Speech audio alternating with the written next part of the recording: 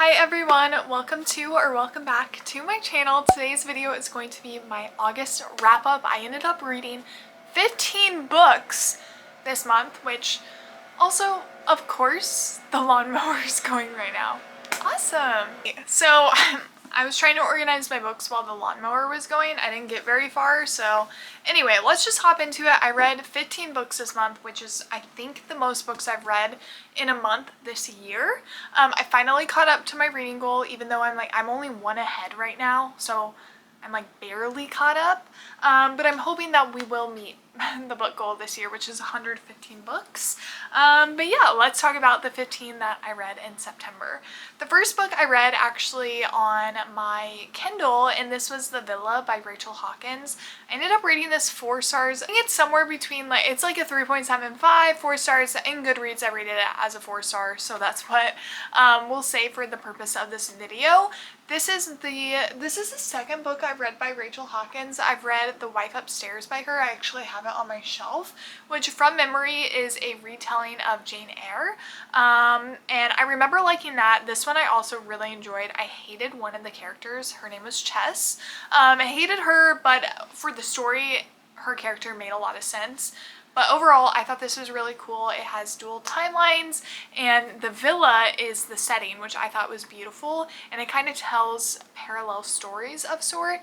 But yeah, I listened to this on audio and read on Kindle. Honestly, the audiobook was really good. I think I read a majority of it through listening. But yeah, I would definitely recommend this. I'm probably going to give Rachel Hawkins another chance, or at least read. I want to be deterred from her because I've read 2 books from her and I've enjoyed both of them, so I would recommend this one. Next book I actually borrowed from my friend Major, and that was Problematic Summer Romance. I rated this 5 stars. I love Ali Hazelwood so much. I love her so much. She's amazing. I've read everything that she's published so far, and I think it's all been 5 stars. At least from my knowledge, I've read everything. But yeah, this was super good. I loved Maya, or Maya, I think it's Maya. I loved Maya. I loved Connor. I didn't realize he had an accent in the first book. I don't really remember him all that much, except maybe he was mentioned briefly when talking about Eli's friends and Not in Love. But yeah, I love the setting of this in Italy. I liked the forced proximity of it. I liked their shared history, shared past. I will say, I don't have, I don't read a lot of age gap romances, but something about this was doing it. I loved it so much. I thought they were just awesome. Again, love setting, love the characters. I think their past really sold it for me. I think if they didn't have that shared connection to where they were friends first, it would have been a very different feeling for me. But yes, I did rate this 5 stars, and I would recommend anything Ali Hazelwood. That woman is a genius. Now I can actually talk about a book that I have, and that is The Midnight Library. I ended up rating this 4 stars. This was so good. Honestly, a very quick read too. It was so insightful. And I can't believe it's been on my TBR for so long. I think I probably got it in 2021 or 2022. And I'm just now reading it. But I can see why it is such a popular novel. It just tells you, I mean, if you don't know the premise of it, and I'm pretty sure this is not a spoiler, Nora, the main character, finds herself between life and death in a library. And each book that she picks up is based on a regret that she had, and it's basically if she didn't have that regret, what her life would look like. So, oh, I regret not getting coffee with that guy when he asked. Let me pick up this book and see what it would look like if I had said yes. And basically she's just trying on different lives, and of course there's an overall messaging where she comes to find her true self or her true destiny. And yes, I would definitely recommend this. It wasn't a 5 star just because I think I was kind of forcing myself to read it. I think if I had read it maybe at a time where not that I didn't want to read it, I obviously picked it up and wanted to read it to some extent, but I just have been more in like a fantasy romantasy romance vibe, not necessarily literary fiction. And so I think if I had been like in a literary fiction mood, it could have hit a little bit harder, but definitely 4 stars. This is phenomenal, and I again can understand all the praise. Like completely opposite of that, I have 5 graphic novels. This is why my book total for this month is so high. But I read all 5 volumes of Heartstopper. I'm like halfway through the 2nd season, I believe, on the TV show, which this just reminds me I need to finish that. Yeah, I'm obsessed with these. I read all 4. I read the first 4 that I got at a garage sale like within an hour and 45 minutes, I think. And then I ordered the 5th one because I obviously needed to read it. And it ended up taking me like 20-30 minutes. But yes, I absolutely recommend these. If you guys are interested in getting into graphic novels, this is a great start. I've only ever read one other graphic novel, and that is Lore Olympius, and I think this is on another level. It's just so sweet. I love Charlie. I love Nick. I can't wait to read the 6th volume and of course watch the movie whenever that comes out. But yes, very happy with this. I would recommend. I do think the 3rd one is my favorite, or yeah, the 3rd one, when they go to Paris, or the 5th one. I'm not sure. I think, let me show you the 3rd one. I really like this one when I read it, but then of course the 5th one was really good too.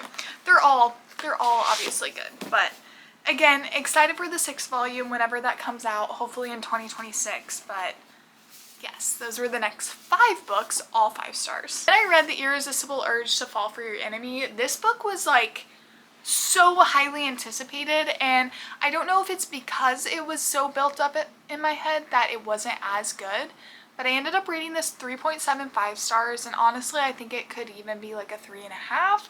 The first like 60% of this I was not invested. It took me over a month to read it, which that is not normal for me. Once I pick up a book, I usually finish it within the week. So this dragging on for multiple weeks was a little bit of a telltale sign that this was not. My neighbors are going into their apartment right now, and I'm really hopeful they can't see me filming. Anyway, if they can, oh well.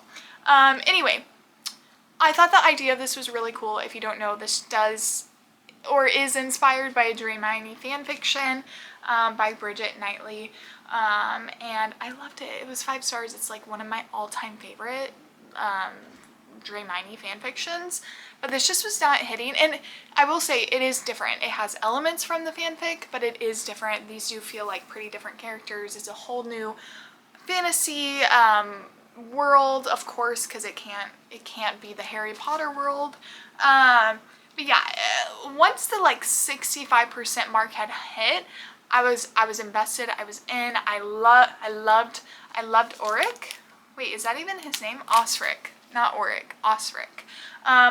Was falling in love with him. Aureen, I don't know how to say her name.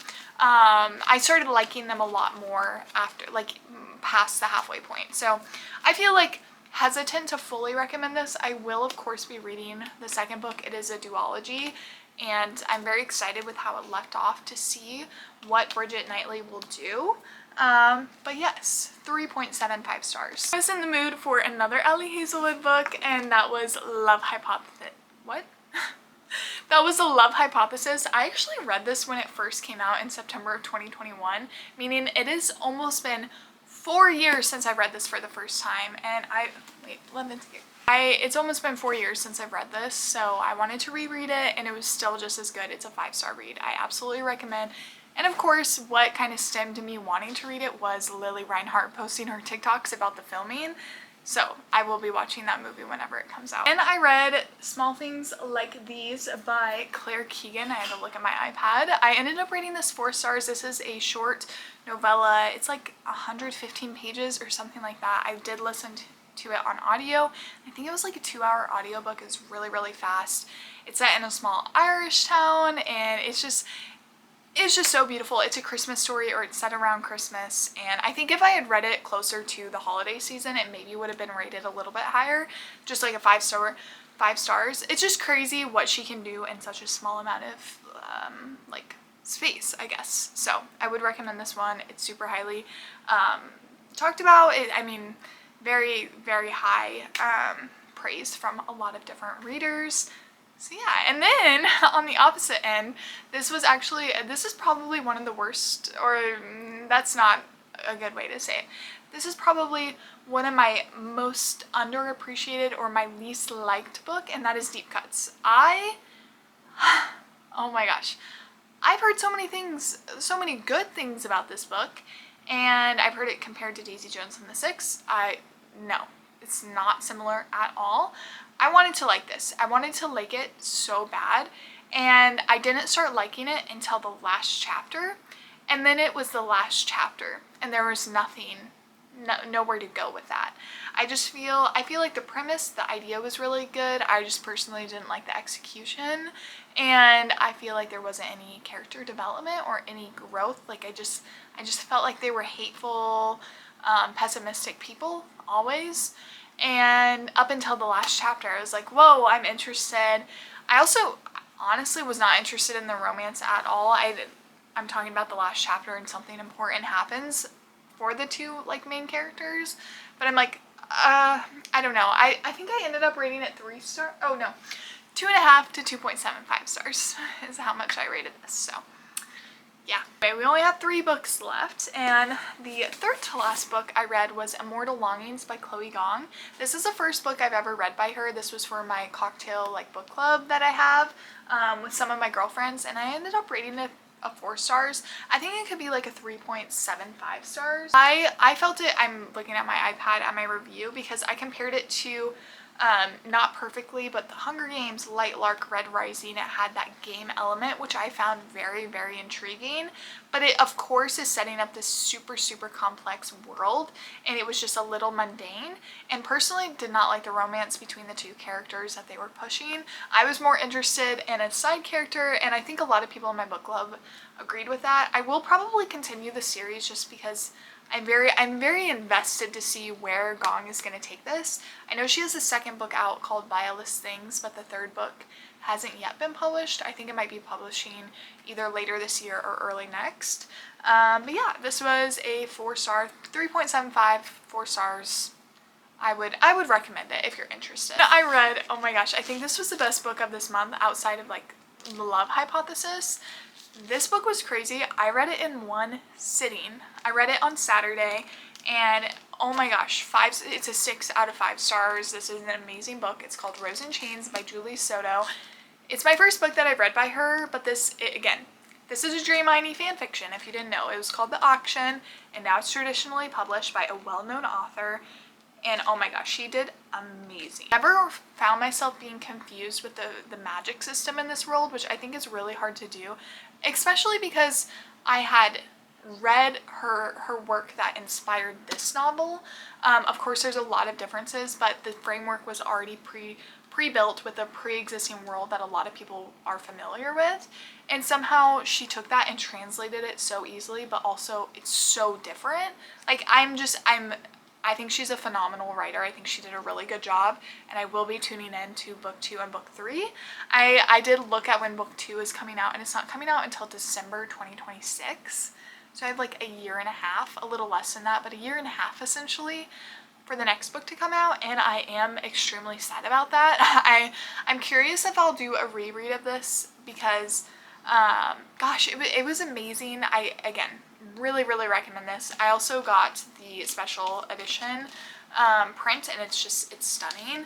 And yes, I 100% recommend this. If you're to choose out of The Irresistible Urge to Fall for Your Enemy and this one, I would say go with this one. They're very different, so they're going to give you different things, but this one, top tier. I loved it. And then the last book I read this month was Belladonna by Adeline Grace. I actually have read the 2 other books, and I think they're much better than this one, but this one is still very good. It is a gothic romance, fantasy kind of vibe. You have ghosts, you have the Reaper, you have Death himself. You're trying to solve like this murder mystery, poisoning thing, and it was very, very cool. I thought the concept was really interesting, but it was like a 3.5, 4 star for me. just because there was a lot more that I was wanting or expecting, or I was wishing Adele and Grace would do, and it didn't happen.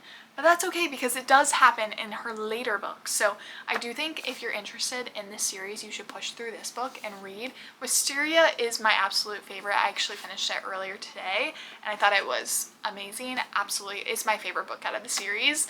But yes, that concludes our August reading. These are all the books I read, plus 4 that I don't physically have here. So thank you guys so much for watching. Let me know what you're reading in September, what you read in August, and I will see you guys in the next video. Peace and love. Bye, guys.